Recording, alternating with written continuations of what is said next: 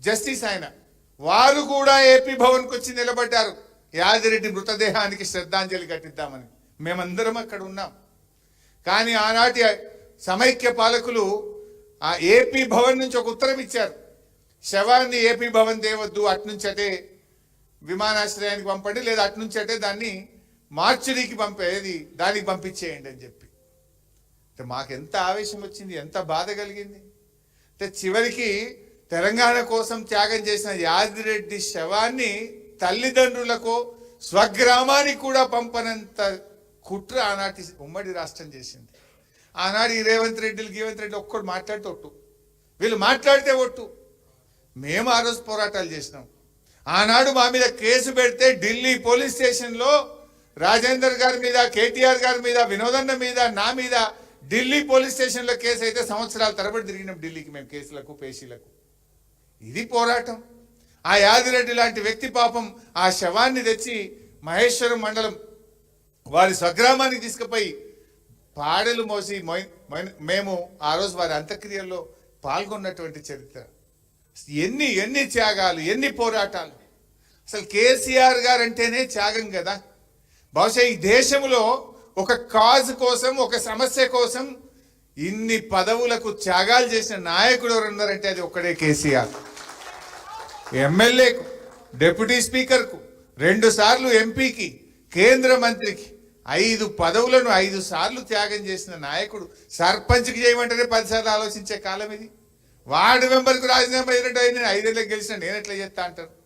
అటువంటిది డిప్యూటీ స్పీకర్కు, ఎమ్మెల్యేకు, 2 సార్లు ఎంపీకి, కేంద్ర మంత్రికి గట్టి పోచల్లాగా పదవుల త్యాగం చేయడమే కాదు, ప్రాణత్యాగానికి సిద్ధపడ్డ నాయకుడు కదా.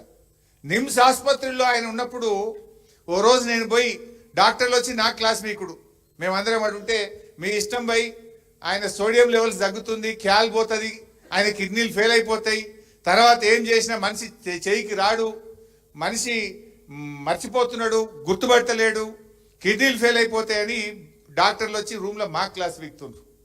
ఏం చేయాలని ఒకరోజు 9వ రోజో 10వ రోజు పోయి బతిలాడినా. నేను పోయి బతిలాడితే నాకు ధైర్యం చెప్పిండు, హరీష్ నేను తెలంగాణ వచ్చేదాకా ఏం సావరా భయ్, నేను గట్టిగానే ఉన్నా, మీరు గట్టి కొట్లాడు, ఊకే నా దగ్గరికి వచ్చి నన్ను అధైర్యపరచకండి అని ఉల్టా నాకు ధైర్యం చెప్పిన నాయకుడు కేసీఆర్. అది 9వ రోజు దీక్షలో అంత గట్టిగా మాట్లాడిన వ్యక్తి. నిమ్స్ డాక్టర్లు పోయి 10వ రోజు సార్ మీ పరిస్థితి చేయి, అప్పుడు ఆ రోజు ఎగురుతున్నాడు బాడీ, బెడ్ మీద నుంచి దాదాపు 1.5 ఫీట్ ఎగురుతుంది. ఇట్లా దొరకబట్టి, 2 కాళ్ళు దొరకబట్టి, 2 చేతులు దొరకబట్టి, ఒక నడుము దొరకబడితే తప్ప బాడీ ఆగుతలేదు. అది ఇట్లా ఎగురుతుంది మంచం మీద. 11వ రోజు పొద్దున డాక్టర్లు వచ్చి మీరు విరమించకపోతే ఏ క్షణంలో అయినా మీకు ఏమైనా జరగవచ్చు అని నిమ్స్ డాక్టర్, మేమందరం, జయశంకర్ సార్ ఉన్నాడు, విద్యాసాగర్ రావు సార్ ఉన్నాడు, మేమందరం అక్కడ ఉన్నాం, ఏమన్నా జరగవచ్చు అని డాక్టర్లు చెప్తుంటే కేసీఆర్ గారు ఒక మాట అన్నారు, ఏదన్నా కానీ నేను మాత్రం విరమించాను, అయితే జైత్ర యాత్ర లేదంటే నా శవయాత్ర అని చెప్పిండు. నా శవం మీద తెలంగాణ జెండా కప్పండి తప్ప నేను విరమించే ప్రశ్నే లేదు అని ఆయన మాట్లాడుతుంటే నా కళ్ళల్లో నీళ్లు రాలినాయి ఆ రోజు. అది కేసీఆర్ పోరాటం.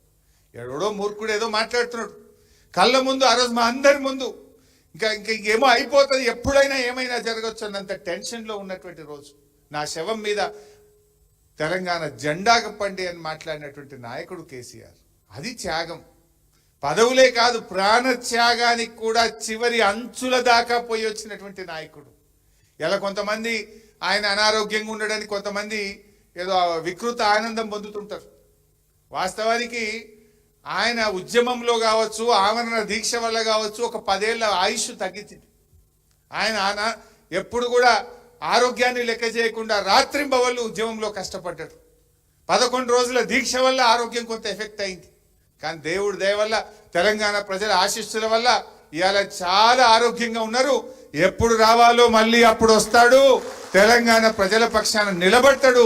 మళ్ళీ మన రాష్ట్రానికి ఖచ్చితంగా కేసీఆర్ గారే ముఖ్యమంత్రి అవుతారు. ఇలా ప్రజలు కోరుకుంటున్నారు. ప్రజలు కేసీఆర్ వైపు చూస్తున్నటువంటి పరిస్థితి ఉంది. ఎందుకంటే అర్థమైంది, పాలేందో నీళ్ళేందో అర్థమైంది. మార్పు అంటే ఏం మార్పు వచ్చిందో ఇవాళ ప్రజలు, తెలంగాణ ప్రజలు గమనిస్తున్నటువంటి పరిస్థితి ఉన్నది. ఇవాళ నిజంగా తెలంగాణ రాకపోతే ఎక్కడిది 24 గంటల కరెంటు, ఎక్కడిది ప్రతి ఇంటికి త్రాగునీరు, ఎక్కడిది 1,00,00,000 ఎకరాల మాగాని, ధాన్యం ఉత్పత్తిలో ఎక్కడిది తెలంగాణ నంబర్ 1 రాష్ట్రంగా ఎక్కడైతుండే? తలసరి ఆదాయంలో దేశంలో నంబర్ 1 ఎక్కడైతుండే? పర్ క్యాప్ మన జిఎస్డిపి గ్రోత్ రేట్లో తెలంగాణ దేశంలో నంబర్ 1గా ఎక్కడైతుండే? ఎన్నిట్లల్లా మాంసం ఉత్పత్తిలో, ధాన్యం ఉత్పత్తిలో, డాక్టర్ల ఉత్పత్తిలో ఇవాళ తెలంగాణ నంబర్ 1 అయిందంటే ఈ రాష్ట్రం ఏర్పడడం వల్ల కదా. ఎవడో ఏదో మాట్లాడొచ్చు. ఈ రాష్ట్రం ఉన్నంత కాలం కేసీఆర్ గారి పేరు ఈ రాష్ట్రం ఉన్నంత కాలం చరిత్ర పుటల్లో సువర్ణాక్షరాలతో నిలబడి ఉంటుంది. ఎవరు చెరిపోయలేరు. అది ప్రజల హృదయాల్లో ఉంది. ఈ రాష్ట్రం ఏర్పడ్డదంటేనే కేసీఆర్ త్యాగాలతో, పోరాటాలతో, అమరుల త్యాగాలతో ఏర్పడ్డటువంటి రాష్ట్రం. సరే, ఇది జరుగుతూ ఉంటుంది. కానీ మనం రీడెడికేట్ కావాలి. ఉద్యమకారులుగా, బీఆర్ఎస్ కార్యకర్తలుగా, తెలంగాణ ఉద్యమంలో పాల్గొన్న జేఏసీలు, ప్రజా సంఘాలు, కుల సంఘాలు, ఉద్యమకారులు అందరం కూడా ఈ రాష్ట్ర అభివృద్ధి కోసం, ఈ తెలంగాణ అస్తిత్వ పరిరక్షణ కోసం, ఈ రాష్ట్రం ఇంకా ముందుకు సాగడం కోసం అవసరమైతే మరో పోరాటానికి సిద్ధమైదాం. ఇవాళ రేవంత్ ప్రభుత్వం, ఇవాళ రేవంత్ 5 ఏళ్ళు ఉండొచ్చు, పోవచ్చు. కానీ మా బాధ ఏంటంటే నువ్వు అధికారంలో ఉన్నవని కాదు, మా అస్తిత్వాన్ని దెబ్బతీస్తున్నావు. తెలంగాణ ఉద్యమాన్ని తక్కువ చేసి చూపిస్తా ఉన్నావు. తెలంగాణ పోరాటాన్ని తక్కువ చేసి చూపిస్తా ఉన్నావు. నువ్వు తెలంగాణ ప్రగతిని, ఇవాళ అద్భుతంగా సాగిన ప్రగతికి ఇవాళ నువ్వు అడ్డు పుల్లలేస్తా ఉన్నావు. అనవసరంగా ఈ రాష్ట్రాన్ని ఇవాళ చాలా ఇబ్బందుల్లోకి నెడుతున్నావు అన్నదే మా బాధ. అందుకే పోరాటాలతో, త్యాగాలతో తెచ్చుకున్న తెలంగాణను తిరిగి మళ్ళీ కేసీఆర్ను ముఖ్యమంత్రి చేయడం కోసం, ఈ రాష్ట్రాన్ని అభివృద్ధిలో ముందుకు సాగడం కోసం, తెలంగాణ అస్తిత్వ పరిరక్షణ కోసం అందరం కూడా ఒక్కటి కావాల్సిన అవసరం ఉంది. ఎందుకంటే ఇవాళ కాకతీయ తోరణాన్ని మార్చొచ్చా రేవంత్ రెడ్డి? చార్మినార్ను తెలంగాణ ముఖ చిత్రం నుంచి తొలగించగలుగుతావా? తెలంగాణలో బతుకమ్మను, తెలంగాణ ప్రజల జీవితంలో భాగమైన బతుకమ్మను నువ్వు తొలగించవచ్చా? ఇవన్నీ తెలంగాణ అస్తిత్వాన్ని దెబ్బతీసేటువంటి చర్యలు. ఈ చర్యలను నుంచి మనం ఈ రాష్ట్రాన్ని కాపాడుకోవాలి అంటే అందరం కూడా ఏకం కావాల్సినటువంటి అవసరం ఉంది.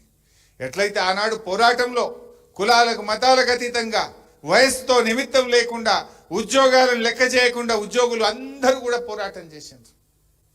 తెలంగాణ తెచ్చుకున్నాం. మార్పని ప్రజలను ఏమార్చిండ్రు. కానీ ఇలా అందరూ బాధపడుతున్నారు. ఉద్యోగులు బాధపడుతున్నారు, రిటైర్డ్ ఉద్యోగులు బాధపడుతున్నారు, మహిళలకు మోసం జరిగింది, రైతులకు మోసం జరిగింది, విద్యార్థులకు మోసం జరిగింది, నిరుద్యోగులకు మోసం జరిగింది. అన్ని వర్గాలను 42% రిజర్వేషన్ అంటే బీసీలను మోసం చేసిండు. అందరినీ మోసం చేసిండు రేవంత్. ఇవాళ అన్ని వర్గాలకు కూడా అర్థమవుతుంది. సో తప్పకుండా అందరం కలిసి మళ్ళీ ముందుకు సాగుదాం. ఈ విజయోత్సవ దినం ఇది చాలా ముఖ్యమైనటువంటి దినం. ఇవాళ తెలంగాణ రాష్ట్రం అని మనం గర్వంగా చెప్పుకుంటున్నామంటే, ఇవాళ మేము వేర్ ఆర్ యూ అంటే మీరు ఎక్కడి నుంచి అంటే ఐఎమ్ ఫ్రమ్ తెలంగాణ అని ఇవాళ ప్రపంచవ్యాప్తంగా ఇవాళ గర్వంగా తల ఎత్తుకొని చెప్తున్నామంటే కేసీఆర్ దీక్ష ఫలితం, డిసెంబర్ 9వ తేదీ ఫలితం. అందుకే ఈ రోజును మనం విజయోత్సవ దినంగా జరుపుకోవాలి. ఎందుకంటే చేసిన దాన్ని కూడా గొప్పగా చెప్పుకోవాలి. జయశంకర్ సార్ ఒక మాట అనేటోడు, తెలంగాణ వెనుకబడ్డది కాదు, వెనుక పడేయబడ్డది అనే మాట జయశంకర్ సార్ పదే పదే చెప్పేటోడు. ఎప్పుడైనా ఆ రోజుల్లో ఒకటి ఉండేది. కేసీఆర్ గారు ఉద్యమం స్టార్ట్ చేసిన 2001లో తెలంగాణ అనే పదం నిషేధించింది రాష్ట్రంలో. ఉమ్మడి ఆంధ్రప్రదేశ్లో ఉన్నాం మనం 2001లో. అప్పటి వాళ్ళు ఉద్యమకారులకు ఐడియా ఉంటుంది. కేసీఆర్ గారు ఒక ప్రెస్ మీట్ పెట్టినా, ఒక అంశం మీద మాట్లాడితే కేసీఆర్ గారు తెలంగాణ అని మాట్లాడుతుండే. పేపర్లు ఏమొస్తుండే, వెనుకబడ్డ ప్రాంతం అని వస్తుండే. తెలంగాణ పేరు రాయకపోదురు పేపర్లో. అసెంబ్లీలో కేసీఆర్ గారు లేచి నా తెలంగాణ అని మాట్లాడితే స్పీకరు తెలంగాణ అని మాట్లాడొద్దండి, వెనుకబడిన ప్రాంతం అని మాట్లాడాలి. ఇది అసెంబ్లీ రికార్డు నుంచి కేసీఆర్ గారు మాట్లాడిన తెలంగాణ పదం నిషేధిస్తున్నాం. యనమల రామకృష్ణుడు ఉత్తర్వులు ఇచ్చిండు ఆ రోజు. ఉమ్మడి ఆంధ్రప్రదేశ్లో తెలంగాణ పదము నిషేధించబడ్డది. అంటే నీ అస్తిత్వమే లేదు. నువ్వు ఎక్కడి నుంచి, నీ జాతి ఏంటంటే నా జాతి తెలంగాణ అని చెప్పుకునే పరిస్థితి మనకు లేకుండా పోయింది ఆ రోజు. ఎవరైనా తన తల్లి తనకు గొప్పది, తన జాతి తనకు గొప్పది, నీ జాతి గురించి, నీ ప్రాంతం గురించి చెప్పుకోలేని పరిస్థితుల్లో నెట్టివేయబడ్డాం ఆ రోజు. పేపర్లో పొద్దున్నే చదివితే తెలంగాణ అని కనబడపోవు. కానీ ఇప్పుడు తెలంగాణ లేకుండా పేపర్ ఉందా, వార్త ఉందా, టీవీ ఉందా, సినిమా ఉందా? అది సినిమా అయినా, పేపర్ అయినా, టీవీ అయినా, వార్త అయినా జై తెలంగాణతోనే స్టార్ట్ అవుతుంది. అంటే అది కేసీఆర్ గారు పార్టీ పెట్టడం వల్ల, ఉద్యమం వల్ల, పోరాటాల వల్ల, దీక్ష వల్ల ఇవాళ ఈ రాష్ట్రం ఏర్పడడం వల్ల మనం ఆత్మగౌరవంతో సగర్వంగా నాది తెలంగాణ అని చెప్పుకోగలుగుతా ఉన్నాం. అసలు ఆ రోజు ఇక అయితే చెప్తే చాలా ఉన్నాయి ఇంకా. అయితే అట్లా అసలు నిజంగా నేనే విట్నెస్. పొద్దున్న లేచి ఆ రోజుల్లో ఈనాడు, ఆంధ్రజ్యోతి, వార్త 3-4 పేపర్లే ఉంటుండే. పేపర్ తిప్పితే తెలంగాణ ఉండదన్న వెనుకబడ్డ ప్రాంతంలో మాకు కరువు ఉన్నది, మా వెనుకబడ్డ ప్రాంతంలో కరెంట్ వస్తలేదు, మా వెనుకబడ్డ ప్రాంతంలో రైతులు ఆత్మహత్య చేసుకుంటుందనే ఉంటుంది. నా తెలంగాణలో రైతుల ఆత్మహత్యలు రాదు పేపర్లో. యాడ్ చేసుకొని మీరు లేదా పాత పేపర్లు చూడండి. వెనుకబడ్డ ప్రాంతం తెలంగాణ పేరు నిషేధించబడ్డది. అసెంబ్లీలో నిషేధం, పత్రికల్లో నిషేధం, సినిమాల్లో నిషేధం, మన బతుకులో నుంచే తీసేసిండ్రు. ఇవాళ మనందరం ఇంత స్వేచ్ఛ వాయువులు పీల్చుకుంటున్నామంటే, ఇంత గౌరవంగా నాది తెలంగాణ అని ఇంత గర్వంగా చెప్పుకుంటున్నాం కదా. అంతెందుకు, ఇదే చంద్రబాబు నాయుడు గారు చెప్పింది కదా, వెనకటినేమో ఆంధ్రాలో ఎకరం అమ్మితే తెలంగాణలో 10 ఎకరాలు వస్తుండే. కేసీఆర్ వచ్చినాక ఏమైంది? 10 ఏళ్లలో ఈడెకరం అమ్మితే ఆడ 10 ఎకరాలు వచ్చేటట్టు చేసిండా లేదా కేసీఆర్? మరి జయశంకర్ సార్ చెప్పినట్టు మనది వెనుకబడ్డదా, వెనుకబడేయబడ్డదా? వెనుకబడేయబడ్డది. ఇవాళ రేవంత్ రెడ్డి తెలంగాణ తల్లిని బీద తల్లిని చేసి పారేసిండు. బీద తల్లిని చేస్తుడు. అరే అరే మనం బీదోళ్ళం కాదురా భయ్, మనం వెనుకబడేయబడ్డోళ్ళం.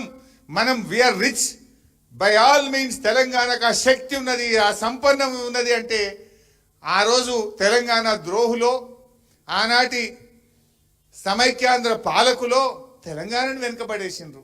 ఈయన వాళ్ళ తొక్కొచ్చిండు కదా, వాళ్ళెంబడి నడిచినోడే. అదే సోయిలు ఉన్నాడు, ఇంకా అదే బాటలో నడుస్తున్నాడు. ఇంకా ఇవన్నీ మనం ఆలోచించాలి. అందుకే ఇది కేవలం పదవుల కోసమో అధికారం కోసమే కాదు. ఇవాళ తెలంగాణ అస్తిత్వ పరిరక్షణ కోసం, తెలంగాణ ఉద్యమకారుల త్యాగాల చరిత్ర పుటల్లో నిమగ్నం చేయడం కోసం ఇది మనం మరొక పోరాటానికి అవసరమైతే రూపుదిద్దాల్సిన అవసరం ఉంది అందరం. ఎందుకంటే ఏ ప్రపంచంలో ఏ జాతి అయినా సరే ముందు ఆత్మగౌరవం కోరుకుంటారు, అస్తిత్వం కోరుకుంటారు. కూడు గుడ్డ తర్వాత ఎవడైనా ముందు కోరుకునేది సెల్ఫ్ రెస్పెక్ట్. నా ఆత్మ గౌరవం నాకు ముఖ్యం, నా అస్తిత్వం నాకు ముఖ్యం అని కోరుకుంటారు. కానీ రేవంత్ పాలనలో తెలంగాణ ఆత్మ గౌరవం దెబ్బతింటుంది, తెలంగాణ అస్తిత్వం దెబ్బతింటుంది. అందుకే మనం అవసరమైతే తెలంగాణ ఉద్యమకారులు మరొక పోరాటానికి సిద్ధం కావాలని నేను పిలుపునిస్తూ జై తెలంగాణ.